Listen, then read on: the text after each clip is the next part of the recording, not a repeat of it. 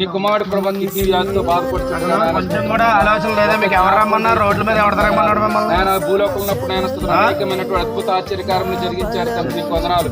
ఎవరు మాట్లాడలేదు కదా అని చెప్పేసి మీ ఇష్టం వందనాలు చెల్లిస్తున్నాం తండ్రి. కుంటు వారికి నాయన కాళ్ళు ఇచ్చారు నాయన స్తోత్రం ప్రభా. దేనికి కుంటు వారికి నాయన స్తోత్రం ప్రభా కళ్ళు ఇచ్చారు తండ్రి.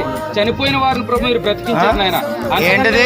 దేవుడు నేను కిడ్నీ బాధపడుతున్నట్టు నీ కుమారుడు ప్రభా మీరు ముట్టి కొంచెం ఆలోచన ఉందా లేదా? అసలు సన్నిధిలో ప్రార్థన చేయించున్నాను. దేనికి ప్రార్థన? రోడ్డు మీద మీరు జ్ఞాపకం చేసుకోండి ప్రభు, మీరు దీవించండి. పర్మిషన్ ఉందా?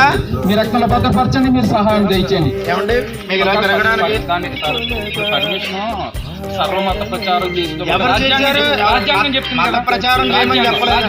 మత ప్రచారం చేయమలేదు. ఎవరిని కూడా బలవంతంగా మత ప్రచారం చేయమలేదు. ఎల్లకి తిరిగి కరపత్రాలు పంచడానికి కావాల్సిన తీసుకుంటారు. అవన్నీ కాదు మానేడు, అవన్నీ వదిలేండి.